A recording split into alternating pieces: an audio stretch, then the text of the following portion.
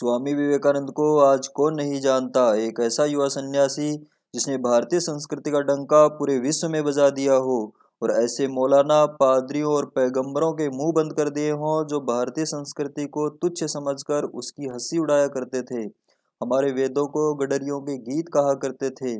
ऐसे महान व्यक्तित्व द्वारा की गई भविष्यवाणियां आज पूरे विश्व में बहुत ही प्रामाणिक और विश्वसनीय मानी जाती हैं।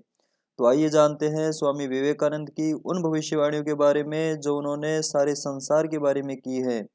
भारत का भविष्य नामक शीर्षक में स्वामी विवेकानंद ने कहा है कि सन 2000 से सन 2025 तक विश्वव्यापी हलचलें होंगी।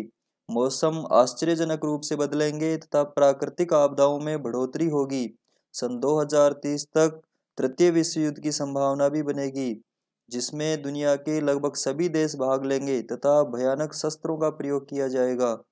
इन शस्त्रों के प्रयोग से एक बार तो समूची मनुष्य जाति के ही नष्ट हो जाने का खतरा उत्पन्न हो जाएगा।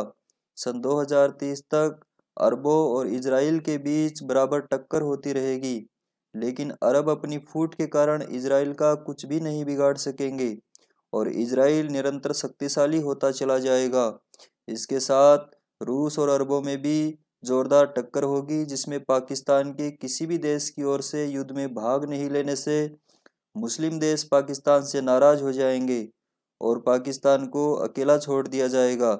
इसके बाद पाकिस्तान की हालत दिन प्रतिदिन टूटती हुई चली जाएगी और इस प्रकार पाकिस्तान कई टुकड़ों में बढ़ जाएगा।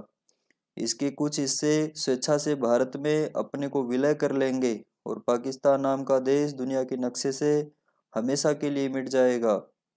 लेकिन चीन इस युद्ध में अरबों का साथ देगा और विषैले कीटाणुओं का प्रयोग करेगा, जिससे संसार में एक बार भीषण स्थिति आ जाएगी और आबादी का एक बहुत बड़ा भाग मारा जाएगा। इसके अलावा ध्रुवों की बर्फ पिघलने से संपूर्ण अमेरिका पानी में डूब जाएगा, लेकिन इस भीषण समय में भी भारतवर्ष बिल्कुल सुरक्षित बचा रहेगा।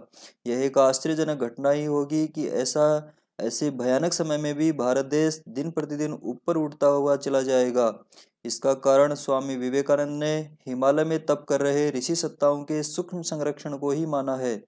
आगे स्वामी विवेकानंद ने कहा है कि इसी के चलते भारतवर्ष में जन्मा एक महापुरुष नए युग का सूत्रपात करेगा। उस महापुरुष का जन्म तो भारत के स्वतंत्र होने से पूर्व ही हो चुका होगा और सन 1990 तक अपने स्थूल शरीर का त्याग करके सूक्ष्म में समा जाएंगे।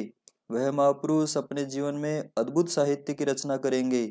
उनके द्वारा तैयार साहित्य में तर्क, तथ्य और प्रमाण का समावेश होगा और फिर वही साहित्य पूरे विश्व की आचार संहिता के रूप में मान्यता प्राप्त करेगा। युद्ध में बचे हुए दूसरे देशों के लोग भारत को अपना मार्गदर्शक मानकर उस महापुरुष द्वारा दी गई शिक्षाओं को ही अपना आदर्श मानेंगे और यह परिवर्तन 2050 तक पूर्ण हो जाएगा।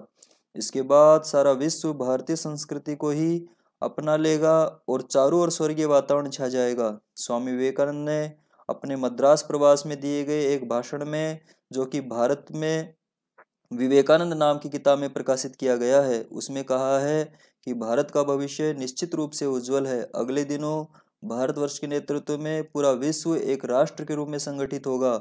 युद्ध में बचे कुचे दूसरे देशों के लोग भारत को ही अपना मार्गदर्शक मानेंगे। पूरे विश्व की एक ही भाषा होगी और वो भाषा संस्कृत भाषा होगी। पूरे विश्व का एक धर्म होगा, वो मानव धर्म होगा, जिसे सत्य सनातन हिंदू धर्म भी कह सकते हैं। यह स्वामी विवेकानंद ने बिल्कुल स्पष्ट कर दिया है कि सन 2050 तक पूरी दुनिया पर हिंदुओं का राज होगा।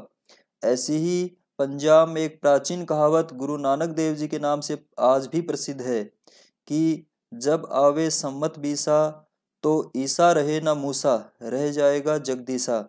इसका आशय यही है कि 20वीं शताब्दी के बाद मुसलमान और ईसाइयों में ऐसा भयंकर युद्ध होगा कि दोनों ही पूरी तरह से बर्बाद हो जाएंगे और हिंदुओं का राज पूरी दुनिया पर हो जाएगा।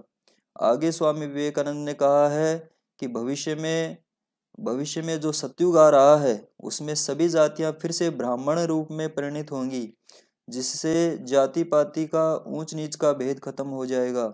आने वाला युग एकता, समता और सुचिता का होगा। न कोई छोटा होगा और न ही कोई बड़ा। इसी के साथ अमीरी और गरीबी के बीच का अंतर भी समाप्त हो जाएगा, अर्थात संपत्ति पर समाज का अधिकार होगा उसे आध्यात्म साम्यवाद भी कहा जा सकता है। इस परिवर्तन में स्वामी विवेकानंद ने युवाओं की विशेष भूमिका होने की बात कही है। यदि यह वीडियो अच्छा लगा हो तो इस वीडियो को लाइक जरूर करें।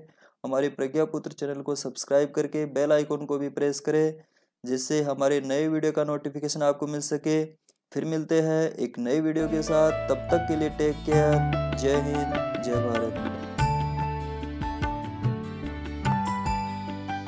स्वामी विवेकानंद को आज कौन नहीं जानता, एक ऐसा युवा संन्यासी